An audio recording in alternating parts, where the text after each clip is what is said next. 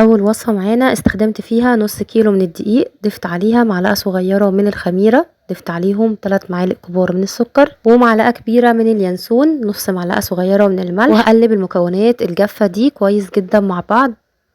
وبعدين هنبدأ نضيف كوباية من السمنة او كوباية من الزيت او كوباية خليط ما بين السمنة والزيت زي ما تحبوا، وهفضي الكوباية بالشكل ده على الدقيق. وبعدين هنبدأ نبس السمنة بالدقيق كويس جدا لحد ما الدقيق يتشرب كويس من السمنة. الخطوة دي طبعا مهمة جدا لحد ما يبقى الخليط معاكي زي خليط كده الرملة المندية. ونبدأ بقى نعجن بالمية، هضيف الأول كوباية بس بضيفها بالتدريج زي ما شايفين، ونبدأ نعجن لحد ما تتشكل معانا العجينة وتكون العجينة معانا متماسكة لكن طبعا مش بتلزق.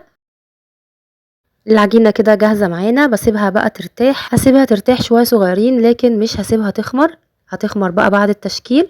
وهنجيب بقى صاج او صينية وهنبدأ نشكل فيه القرص. هبدأ بقى اخد كده قطعة من العجين واكورها بالشكل ده وافردها على ايدي زي ما شايفين كده، ونبدأ بقى نحطها في الصينية. نشكل كله بنفس الطريقة، بنحاول نعملها كلها مقاس واحد. حاولي كمان صغري في حجمها لانها لسه فيها خميرة وهتخمر معانا. بنرصها بقى في الصينية، بنحاول نسيب مسافة بين كل واحدة والتانية، وطبعا كل ما صغرتي في حجمها كل ما هيطلع معاكي كمان الكمية اكتر. هخلص بقى كده كله بنفس الطريقة، بنضغط عليها بالشكل ده. وفي الاخر لما خلصت الكمية بدأت اعمل فيها فتحات بالشوكة زي ما شايفين كده. عملوا معايا الصاجين دول، الكمية ما شاء الله حلوة جدا بنص كيلو بس من الدقيق. هنسيبها بقى تخمر. ده كده شكلها بعد ما خمرت معانا حوالي ساعة كده. بنسيبها طبعا في مكان يكون دافي، هتلاقيها خمرت معاكي بالشكل ده. اقل حاجة تسيبيها ساعة وبعدين دخليها الفرن على درجة حرارة متوسطة على الرف الاوسط زي ما شايفين، وبسيبها لحد ما بلاقيها اخدت لون من تحت. في الوقت ده على طول بقى بنقفل من تحت ونشغل الشواية تاخد معانا لون حلو. وده شكل القرص معانا بعد ما خرجت من الفرن. طبعا لو حابينها تكون طرية بتغطوها بفوطة تكون نضيفة طبعا عشان تبقى معانا طرية، لكن لو حبيها تكون مقرمشة شوية كده وناشفة شوية بتسيبيها تتعرض للهواء، يعني مش بتغطيها. في الوقت ده بتلاقيها كده اخدة طبقة كريسبي من بره وفي نفس الوقت برضو طرية من جوه. ودي كده طريقة القرص المبسوسة باليانسون، تحفة جدا سهلة وسريعة، ما اخدتش معانا وقت خالص في تحضيرها. الكمية ما شاء الله حلوة جدا، يعني بنص كيلو دقيق عملنا اكتر من كيلو من القرص زي ما شايفين كده. طعمها حلو جدا، ريحتها كمان حلوه قوي، باضافه اليانسون طبعا اداها قيمه غذائيه وكمان طعم حلو. احلى حاجه بقى كده جنب كوبايه الشاي على الفطار او العشاء. جربوا واعملوها في البيت هتوفر معاكم كتير، ولو حابين تزودوا الكميه بتضاعفوا المقادير. تحفه جدا، جربوها هتعجبكم قوي. ودي كده كانت اول وصفه معانا النهارده. ندخل بقى على تاني وصفه. هنعمل مع بعض بسكوت او كوكيز بطريقه سهله جدا وبسيطه من غير اضافه بيض. جبت الاول بولة ضفت فيها نص كوباية من السكر البودر، ضفت عليهم نص كوباية من السمنة او الزبدة، وبعدين ضفت عليهم ربع كوباية من الزيت، ضفت نقطتين من الفانيليا وهقلب كويس بالمضرب اليدوي زي ما شايفين كده. ونفضل نضرب لحد ما نلاقي خليط السمنة والسكر بقى فاتح معانا بالشكل ده لحد ما يبقى الخليط لونه ابيض. لما طبعا بنوصل للمرحلة دي كده بنتأكد ان السكر داب معانا كويس. هبدأ اضيف له معلقة كبيرة من الخل ومعلقة كبيرة من النشا، والنشا هنا هيكون بديل للبيض. ضفت كمان معلقة صغيرة ممسوحة يعني مش مليانة من البيكنج باودر، وقلبت كويس لحد ما الخليط معانا بقى بالشكل ده.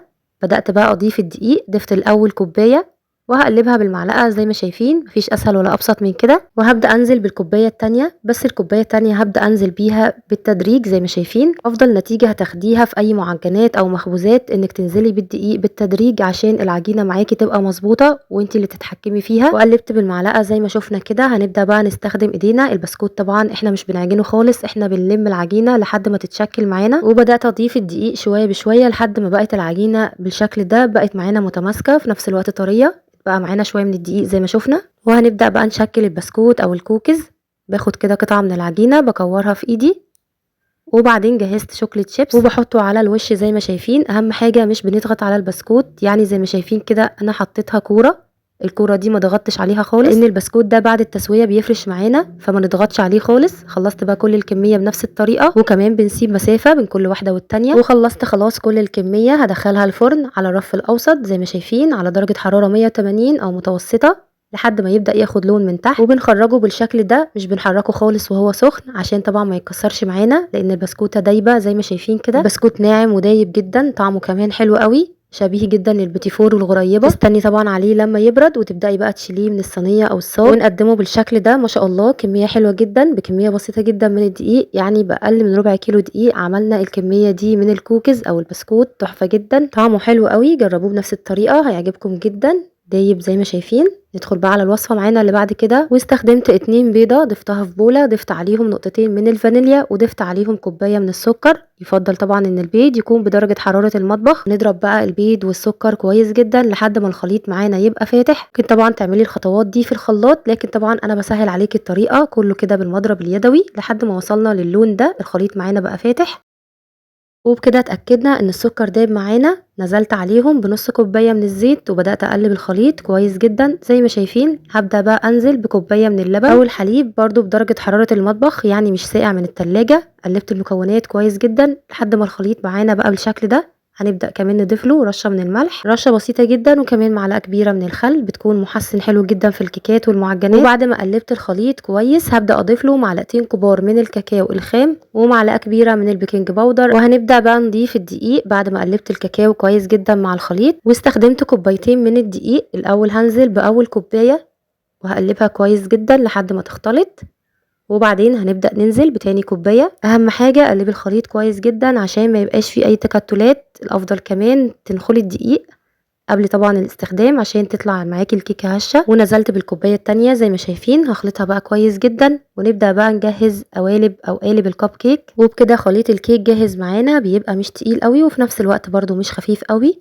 جهزت بقى قوالب الكب كيك وحطيت الورق بالشكل ده. هنبدأ بقى نضيف خليط الكيك، ومش بنملى طبعا على الاخر، بنحط كده حوالي نص المقدار عشان طبعا نديها فرصة بقى انها تستوي وتعلى معانا. بنملى كده نص القالب، وطبعا بنمسح اي حاجة بقى نزلت كده بمنديل عشان ما تتحرقش معانا في الفرن. وطبعا عملت كمان كمية تانية، يعني نفس المقدار عمل معايا الصينيتين دول. هدخل اول صينية الفرن على درجة حرارة متوسطة او 180 على الرف الاوسط. الصينية التانية كمان هبدأ اضيف عليها شوية من شوكليت شيبس ابيض، ده اختياري، حابة تضيفيه او لا زي ما تحبي. هنعمل جزء فيه وجزء مفهوش.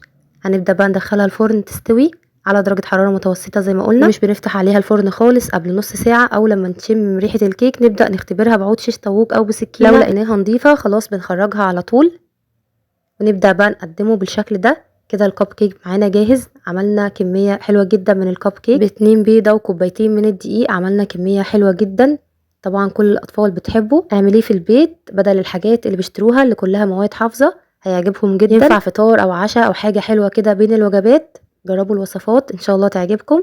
زي ما شايفين الكيكة من جوه هشة جدا وقطنية وطعمه كان حلو قوي. الوصفات النهاردة كلها احلى من بعض.